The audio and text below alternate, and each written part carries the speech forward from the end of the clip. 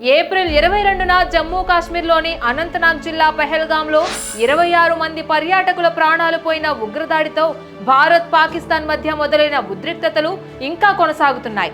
Pahalgam ఉగ్రదాడికి ప్రతీకారంగా operation Sindoor ప్రారంభించిన భారత సైన్యం మే 7వ తేదీ తెల్లవారుజామున పాక్ ఆక్రమిత కాశ్మీర్లోకి ప్రవేశించి ఉగ్ర స్థావరాలపై వైమానిక దాడులు నిర్వహించింది.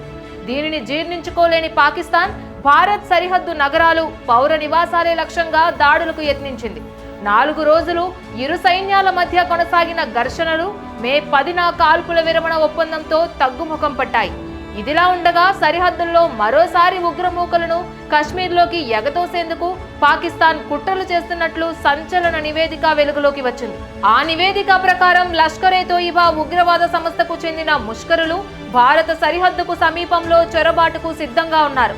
పహల్గాం దాడి కూడా లష్కరే సంబంధం ఉన్న ది రెసిడెంట్ ఫ్రంట్ హస్తం ఉన్న విషయం తెలిసిందే.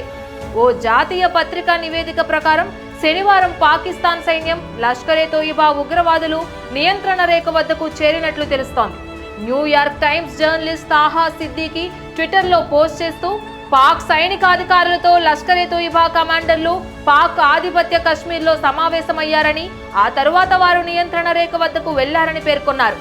పాకిస్తాన్ ఆర్మీ సరిహద్దుల్లో భూగర్భ సొరంగాల ద్వారా భారత్లోకి లష్కర్-ఏ-తోయిబా ఉగ్రవాదులను పంపే ప్రయత్నాలు చేస్తోంది.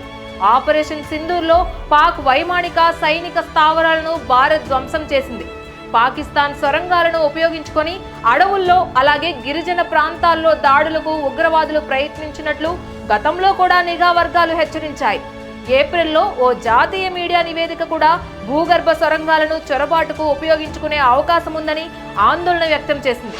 ఈ క్రమంలో మరోసారి అలాంటి నివేదికలు వెలుగులోకి రావడంతో బీఎస్ఎఫ్, భారత సైన్యం తమ నిఘాను పెంచాయి. Please subscribe to the channel and download the Politicos app from the links in the description.